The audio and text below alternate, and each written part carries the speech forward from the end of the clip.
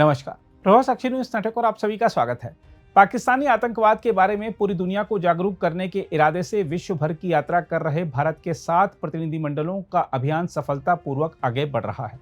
प्रतिनिधिमंडलों में शामिल नेता जहां विदेशी धरती से पाकिस्तान को आड़े हाथ ले रहे हैं, वहीं वह घरेलू राजनीतिक मोर्चे पर खुद को मिल रही चुनौतियों का भी जवाब दे रहे हैं।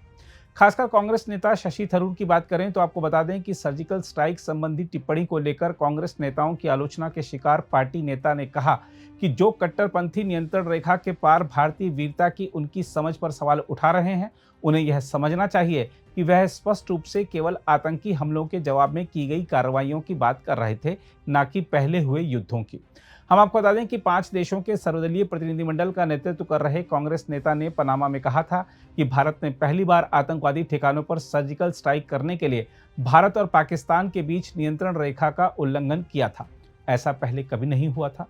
कांग्रेस ने इस टिप्पणी को लेकर उन पर निशाना साधा और पार्टी सहयोगी उदित राज ने कहा कि उन्हें बीजेपी का सुपर प्रवक्ता बना दिया जाना चाहिए। आलोचना का जवाब देते हुए शशि थरूर ने कहा, पनामा में एक लंबे और सफल दिन के बाद मुझे आधी रात को यहाँ का दौरा संपन्न कर 6 घंटे बाद बोगोटा, कोलंबिया के लिए रवाना होना है, इसलिए मेरे पास वास्तव में इसके लिए समय नहीं है। लेकिन फिर भी उन कट्टरपंथियों के लिए जो अतीत में नियंत्रण रेखा के पार भारतीय वीरता के बारे में मेरी कथित अज्ञानता के बारे में चिल्ला रहे हैं, मैं स्पष्ट रूप से केवल आतंकवादी हमलों के प्रतिशोध के बारे में बोल रहा था, न कि पिछले युद्धों के बारे में।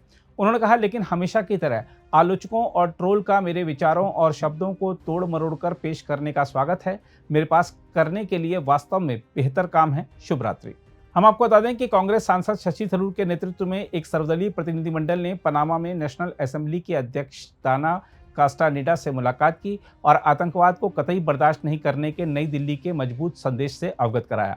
इस दौरान पनामा ने भारत को आतंकवाद के खिलाफ युद्ध के लिए अपने समर्थन का आश्वासन दिया।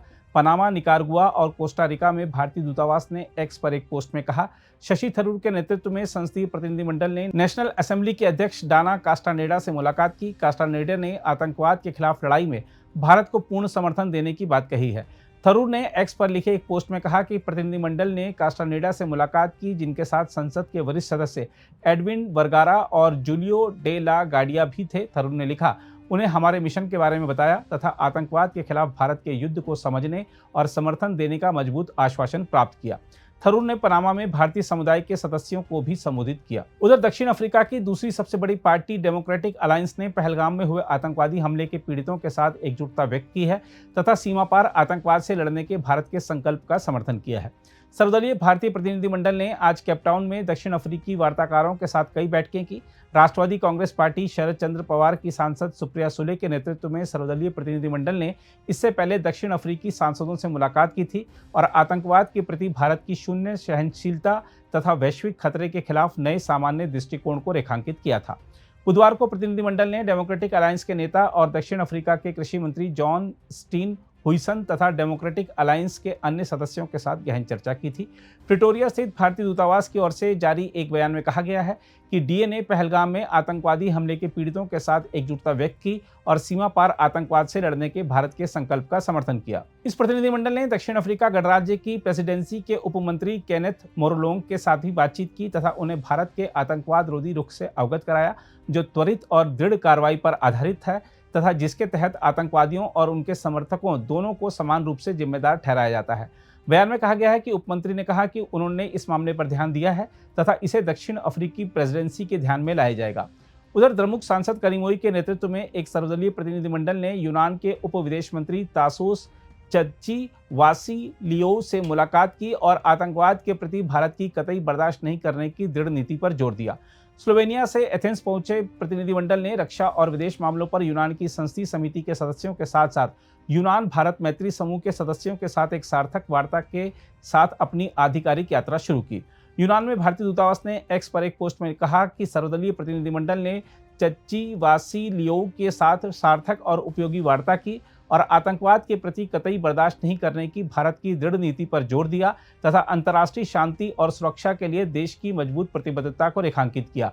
यह प्रतिनिधिमंडल लातविया और स्पेन की यात्रा भी करेगा। उधर इंडोनेशिया ने आतंकवाद के खिलाफ भारत की लड़ाई को सभी संभावित मंचों पर अपना समर्थन देने की प्रतिबद्धता जताई है। इंडोनेशिया ने यह समर्थन तब दिया जब जेडीयू सांसद संजय कुमार झा के नेतृत्व में एक सर्वदलीय संसदीय प्रतिनिधिमंडल आतंकवाद के खिलाफ नई दिल्ली के स्पष्ट रूप से अवगत कराने के उद्देश्य के साथ जकार्ता पहुंचा। जकार्ता स्थित भारतीय दूतावास ने एक्स पर पोस्ट किया कि प्रतिनिधिमंडल ने इंडोनेशिया के विदेश उपमंत्री आरिफ हवास ओग्रेसेनो से मुलाकात की और बताया कि पहलगाम में निर्दोष नागरिकों पर हमला शांति के माहौल को बाधित करने और समुदायों के बीच दरार पैदा करने का एक प्रयास था। इसने कहा कि इंडोनेशियाई पक्ष ने आतंकवादी कृत्यों की निंदा की तथा सभी संभावित मंचों पर आतंकवाद के खिलाफ लड़ाई में भारत के समर्थन का वादा किया। प्रतिनिधिमंडल ने मुख्यालय में दक्षिण पूर्व एशियाई राष्ट्रों का संघ जो कि आसियान है उसके महासचिव काओ किम होर्न से भी मुलाकात की। आसियान के एक आधिकारिक एक्स अकाउंट पर कहा गया है कि बैठक के दौरान काओ ने अंतर संसदीय वार्ता और आसियान भारत सहयोग को बढ़ावा देने में भारतीय संसद की सक्रिय भागीदारी की सराहना की, विशेष रूप से आसियान अंतर संसदीय सभा में एक पर्यवेक्षक के तौर पर। बयान में कहा गया है कि उन्होंने आसियान की क्षेत्रीय प्राथमिकताओं को आगे बढ़ाने में विभिन्न प्रयासों पर प्रकाश डाला और भारत के साथ व्यापक रणनीतिक साझेदारी के लिए क्षेत्रीय समूह की प्रतिबद्धता की पुष्टि की। उन्होंने आतंकवाद और हिंसक उग्रवाद से निपटने के संबंध में विचारों का आदान प्रदान किया। दक्षिण पूर्व एशियाई राष्ट्र संघ के सदस्यों में Brunei, Cambodia, Indonesia, Laos, Malaysia, Myanmar, Philippines, Singapore, Thailand और वियतनाम शामिल हैं। प्रतिनिधिमंडल ने अंतर संसदीय सहयोग समिति के उपाध्यक्ष मोहम्मद हुसैन फजलुल्लाह और इंडोनेशिया भारत संसदीय मैत्री समूह के अध्यक्ष मोहम्मद राफिकी से मुलाकात की तथा उन्हें आतंकवाद के खिलाफ भारत की मजबूत प्रतिबद्धता के बारे में अवगत कराया। उधर बीजेपी सांसद रविशंकर प्रसाद के नेतृत्व में एक सर्वदलीय प्रतिनिधिमंडल ने आतंकवाद पर भारत के शून्य सहनशीलता के रुख और सभी प्रकार के आतंकवाद से लड़ने के नई दिल्ली के संकल्प की पुष्टि करते हुए वरिष्ठ इतालवी अधिकारियों से मुलाकात की। रोम पहुंचे इस समूह ने पूर्व विदेश मंत्री गिउलियो टेरजी के साथ सार्थक बैठक की।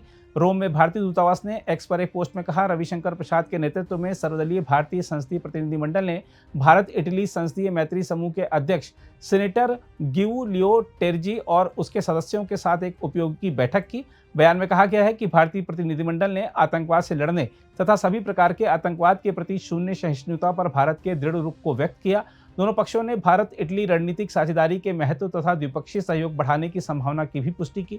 प्रतिनिधिमंडल ने इटली की विदेश मामलों और अंतर्राष्ट्रीय सहयोग की उपमंत्री मारिया त्रिपोदी के साथ भी बातचीत की। मारिया त्रिपोदी ने एक्स पर एक पोस्ट में कहा, सीनेटो स्टाम्पा का दौरा करने वाले भारतीय संसदीय प्रतिनिधिमंडल के साथ रचनात्मक बातचीत हुई। इटली और भारत रणनीतिक साझेदारी से एकजुट हैं और हमारे समय की आम चुनौतियों का समाधान करने के लिए मिलकर काम कर रहे हैं। दूतावास ने कहा, उन्होंने भारत इटली रणनीतिक साझेदारी और आतंकवाद का मुकाबला करने के लिए प्रतिबद्धता दोहराई। समूह ने विदेश मामलों की समिति और यूरोपीय आयोग तथा इसके अध्यक्ष सीनेटर गिउलियो ट्रेमोंटी से भी मुलाकात की। दूतावास ने एक अलग पोस्ट में कहा, भारतीय पक्ष ने आतंकवाद से लड़ने के लिए भारत की अटूट प्रतिबद्धता और आतंकवाद के खिलाफ शून्य सहिष्णुता पर राष्ट्रीय आम सहमति पर प्रकाश डाला। पोस्ट में आगे कहा गया है कि ट्रेमोंटी ने इस संपर्क अभियान की सराहना की तथा आतंकवाद पर साझा रुख के बारे में बात की। इसमें कहा गया है कि उन्होंने आतंकवाद के बारे में नियमित बातचीत की आवश्यकता पर बल दिया।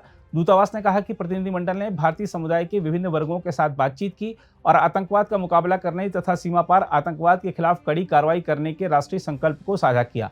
अलग अलग बैठकों में प्रतिनिधिमंडल ने इतालवी समाचार एजेंसियों, पत्रकारों और प्रमुख विचारक संस्थाओं तथा रणनीतिक विशेषज्ञों के साथ भी बातचीत की और उन्हें सीमा पार आतंकवाद, ऑपरेशन सिंदूर पर भारत के रुख के साथ साथ नई दिल्ली के आतंकवाद के प्रति शून्य सहनशीलता के नए सामान्य दृष्टिकोण और सभी प्रकार के आतंकवाद से लड़ने के उसके संकल्प के बारे में जानकारी दी।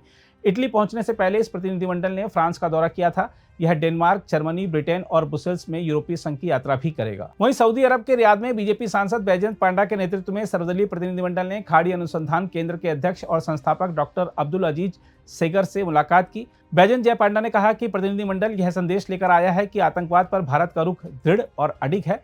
रियाद पहुंचने से पहले प्रतिनिधिमंडल ने बहरीन और कुवैत का दौरा किया था। इस प्रतिनिधिमंडल में शामिल AIM प्रमुख और सांसद असदुद्दीन ओवैसी ने कहा, पाकिस्तान को FATF की ग्रे लिस्ट में वापस लाया जाना चाहिए, तभी हम इन सभी आतंकवादी संगठनों के इस आतंकी वित्त पोषण को नियंत्रित कर पाएंगे। Best thing now which the Kingdom of Saudi Arabia, the Kuwait government and the Bahraini government, we have requested them when the delegation had met that they must ensure that Pakistan must be brought back in FATF grey list. That is where we will be able to control this terror financing of all these terrorist organizations. And do you know that when this person was made the field marshal in Pakistan, a US designated terrorist called Muhammad Ehsan was sitting right beside the field marshal. So this is complete. He is a US designated terrorist called Muhammad Ehsan, and there are photographs him shaking hands with this field marshal. So there is a clear-cut evidence of Pakistan's involvement. These terrorist groups are prospering over there. They are being trained over there. And their whole task is to destabilize India, to create more Hindu-Muslim riots in India. हम आपको यह भी बता दें कि शिवसेना सांसद श्रीकांत शिंदे के नेतृत्व में ग्रुप 4 का प्रतिनिधिमंडल आउटरीच कार्यक्रम के तहत सियरा लियोन पहुंच गया है। प्रतिनिधिमंडल का स्वागत सियरा लियोन में भारत के उच्चायुक्त वैष्णव चरण प्रधान ने किया।